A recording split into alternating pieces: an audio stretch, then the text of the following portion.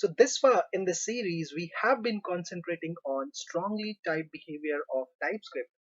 Now, in this video, we'd go over interface, right, which is one more tool available in TypeScript and not available in JavaScript. So an interface basically defines the syntax that a class or an object must adhere to. Now, interfaces are used to define what properties, methods, type of those properties, and return type of those methods are. So you could say that it just helps in providing a standard structure that the deriving class or object would follow. Now these properties, methods, and events are called as the members of the interface. Now interface contain only the declaration of the members.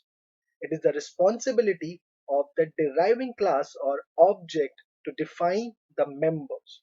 Now let's create a person interface. And to do so, you have to use the keyword interface, okay, followed by a space and the name of the interface that you want to create.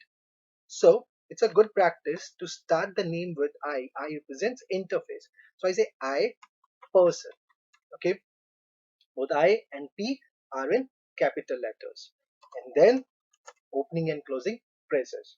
And inside that, you have to define the members.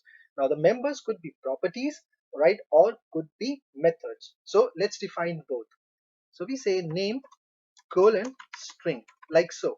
So you define the property and the data type of it. So you're not defining the value, okay? That's the implementation. You're just declaring it. So in interface, we only declare things, right? So next is age. Let's say it's of type number, okay. Let's pick one more, is male, and we say boolean. All right, like so. Now we create a method which is speak. Now how to define the method? Again, it's very simple. So this is your variable, okay, and you say colon, and just like after name colon, you have provided in the data type, okay. In case of function, you have to provide in the function type or the function signature, okay. In the previous video, we learned both are pretty much the same, okay. It's just that their declaration is different. So in here we say, okay, opening and closing parentheses, then that fat arrow and the return type of the function, and we say it is void. Let's create one more. So we say print, again colon, opening and closing parentheses, space, then fat arrow, and we say string, like so. So we have created I person interface. Okay, now let's create an object from this person interface, and that's our category number one. Alright, there are a lot of categories that we are going to see in this video. So interface and object. Okay, so we say let p1 is of type, okay, I person, right, like so. Now this will ensure that p1 object, okay, abide to the structure of I person interface, meaning we can't assign any string, booleans, numbers, or any other object, etc., to p1 anymore. Doing so will throw an error. Let's see that. So if I just set it to, let's say, a string test, okay, I immediately get this error. What is that error? String is not assignable to type person, okay. So I have to provide in here the object, okay. So now again, if I hover over this, what do I see? So this empty object is missing the following properties. Which properties? You could see name, age, is male, speak, and print, okay. So in this hint, everything is being mentioned as the properties, okay, but some are properties, other are methods. All right, cool. So let's define these values. All right, so we start with name, okay, and you see the intelligence, you get this in here as well. All right, so we set the value name, and the value is, let's say, Tanisha. All right, then we provide in age, that is 5. Then we say is male, it's false, okay. Now we have to define the methods. So we say speak, okay, colon, like so. All right, and we have to match the signature. All right, so we just say console log and we print in here hello, like so, right? It's still complaining because now you could see what thing is missing. Print is missing. Okay, in here you see that. So we have to also define now print. So we say print. Now let's see what we are going to do in here. So I want to use this, guys. Now this keyword, okay, and I've already created videos on this in my JavaScript tutorial series. Now the thing is, this does not work with this fat arrow syntax. So you have to go for the regular function expression, okay? And the way we are now going to do is we are going to say function, okay, and these parentheses, okay, and now this is how we define a regular function, okay, but we have to return what? We have to return string. So I say return, okay, and I use the string literal syntax, so to backticks, okay, and inside that I say, now you see this dot name, I have access to this, okay, but if you try to do something similar in here, okay, I said this, okay, dot, right, you see you don't see those properties, all right? So in fact arrow, this is not available, okay? So nothing to do with TypeScript. This is how this keyword behaves in JavaScript, okay? So we say is, and this dot age years old, like so, okay? So we're good. Now what we can essentially do is, just like we can update the object properties once it's declared, so we can do the same here as well. So we can say p1, let's say dot age is equal to, now we make it 6, okay, that's allowed. And you can also invoke the print function by saying p1 dot print, okay, like so. So this is going to print Tanisha is 6 years old, okay. So let me save this. Our compiler is already running. We go to our website and we say Tanisha is 6 years old. Great. Now next topic is, can we have optional members in an interface? Okay, so yes, we can have optional members in an interface. So let's make Ismail and speak. Okay, so one is the property, other is the method. Okay, let's make Ismail and speak as the optional members of this interface. So I just take a copy of it, okay, and comment this whole thing out.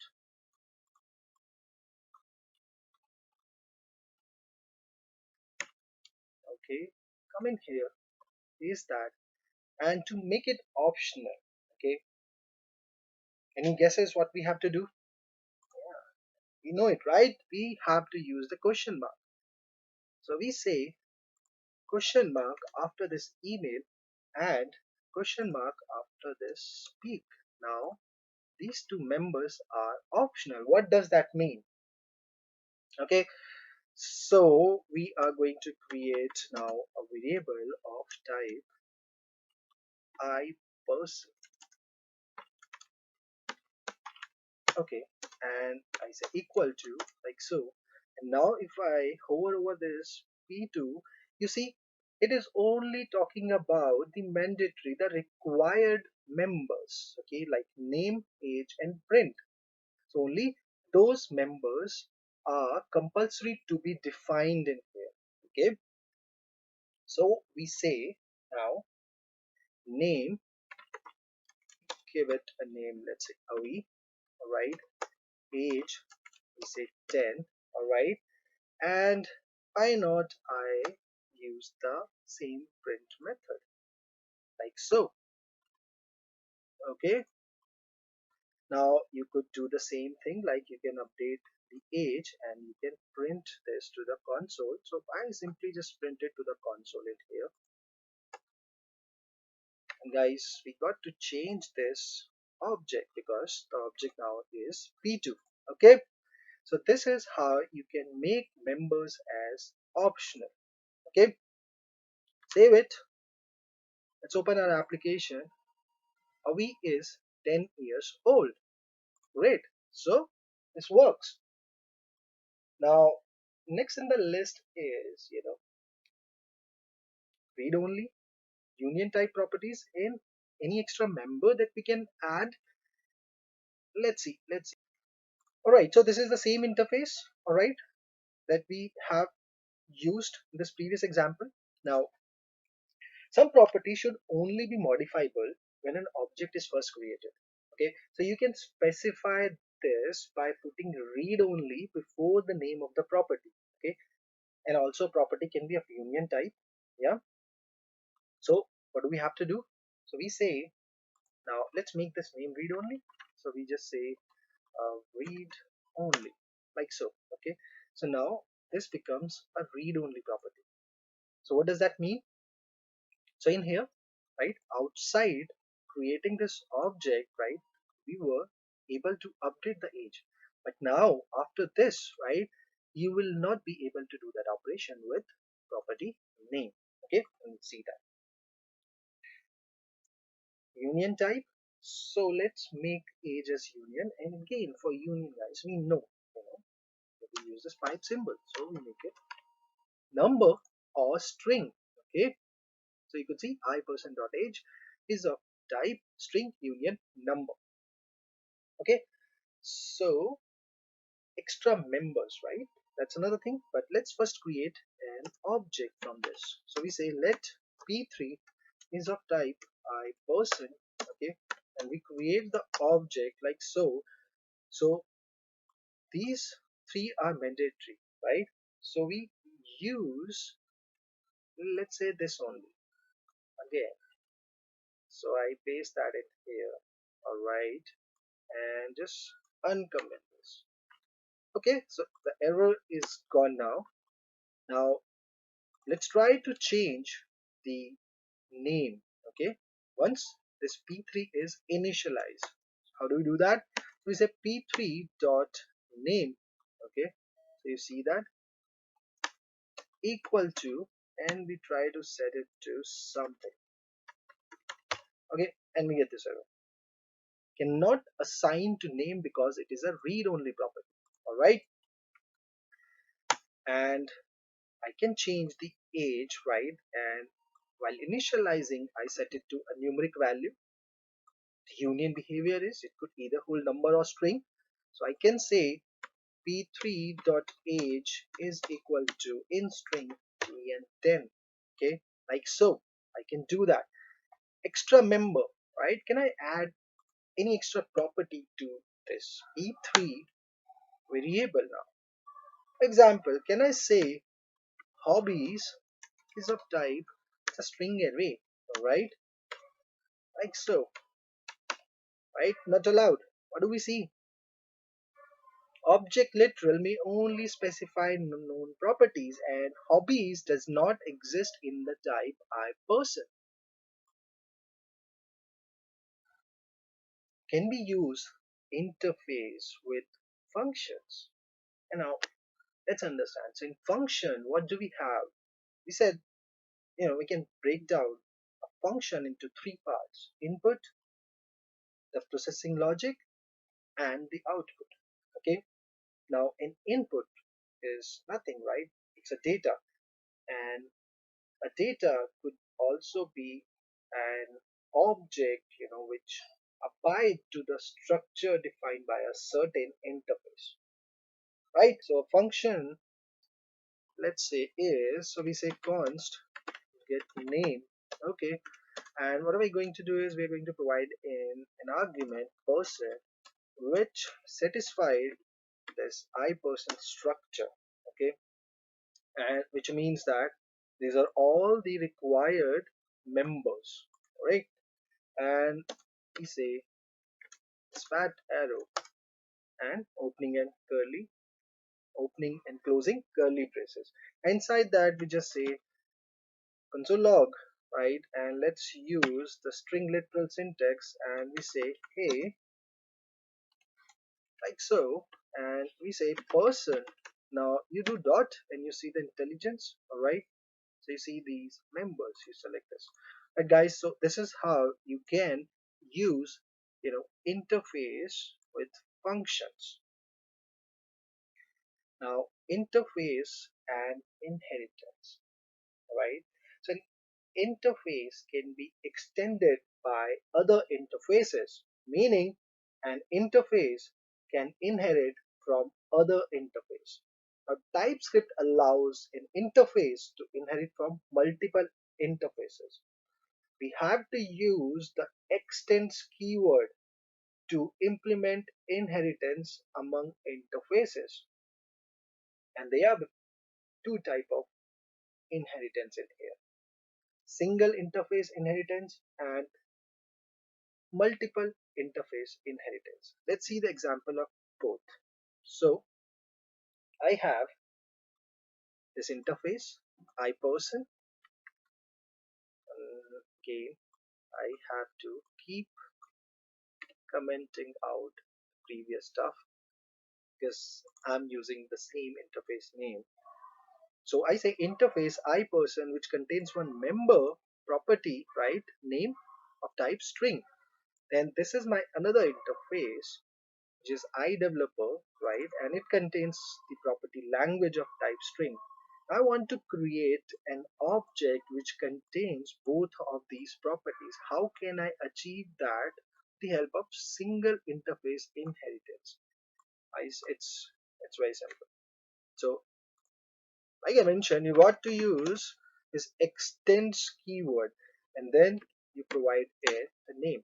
So now what will happen is this iDeveloper is extending this iPerson, meaning this iDeveloper interface now has got access to this as well. And whatever object, okay, like in this case P4, if it implements iDeveloper, okay, now it is a responsibility, and let me just cut these two properties for a minute. I hover over this, alright, and what do you see? Language and name. So it is the responsibility of P4 to define both of these members now. So you just say like so. Okay, great. So this is your single interface inheritance. Let's comment out all this. Now we go to the next one. And again we have a similar situation, right? But this time we want to solve this using multiple interface inheritance. Okay, so you see I parent 1, it has got num1 number and then num2 number. For I parent 2, I want to create an object which contain both of these properties, right? But I want to use multiple interface inheritance, so I'm going to define one more interface, and this time I'm going to give it a name, I child, like so. Okay, and this extends. Now you can extend from multiple interfaces, that's why it is called as multiple interface inheritance. So you say I parent 1 comma, and this is how you're going to do it, I parent 2. Okay, and like so. Alright, so you can leave this empty or you can add in any other field, but we want to create an object which contain both of these properties, no other additional properties, right? So we have to leave this empty and we have to say p5 colon and you make it like iChild. All right, so this is how you create multiple interface inheritance. And guys, let's again comment these out. Now there is a problem with this multiple interface inheritance. Now you could see in here. All right, let me uncomment these two. So you see we have num3 here as well, and we have num3 in this interface as well.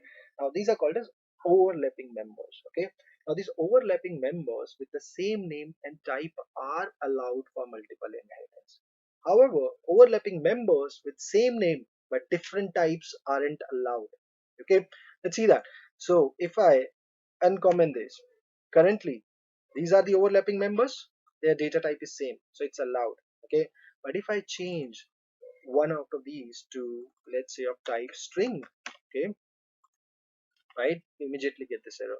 So named property num3 of type iparent1 and iparent2 are not identical. Okay, and same is applied to the methods as well, because like I said, this is applicable to the members, and properties and methods both are considered as members.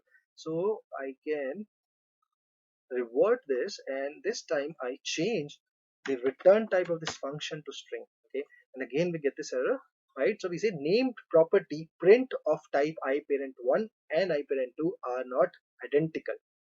Okay, so this is about the problem, okay, that we have into multiple interface inheritance and how TypeScript solves this. Okay,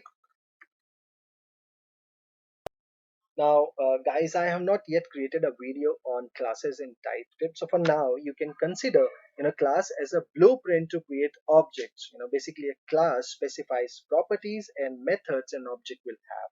Now, it sounds like interface, but one biggest difference is we can instantiate only classes. Okay, so you can't create object from an interface, yeah? But you can do so from a class. Let me quickly walk you through. So this first class animal, right, contains two properties. Okay, class person also contains two properties, but id is the overlapping properties. Okay, then you have got this title string in here. Okay, now we know that we can, an interface can extend from multiple sources, like we have seen this far just the interfaces. Now we can also have an interface extending multiple classes, okay, not just multiple interfaces. And then in the employee, right, you have one more property, right? So you could see that we have created an object which is of type employee, right? But because of this inheritance, it has inherited all these properties, and this object contains all of these properties. Okay, and here also the concept remains the same. So if you set this to what number, right, and leave this at as string, so here also we'll have the same problem. Okay, let us now comment all these, and let's now see this case when we have now classes with interface. Earlier we were working with interface with classes, now classes with interface. And I need to create a video on this particular topic in future, and because they would make more sense to have that information shared with you. But for now, let's understand this quickly. So you have that interface and you have this class, and now this class is basically implementing this iPerson interface. Now since this class is implementing it, right, and I mentioned that whosoever is implementing that interface, it is their responsibility to define all the mandatory or the required thing mentioned in that specific interface. Okay, so in here now we have mentioned name. All right, so it is the responsibility of this class person to define this name property, and it is doing that inside this constructor. Okay, so I know it's a long video, but it is one of the very important and interesting topic in TypeScript. So thanks for watching. I'll see you in the next video.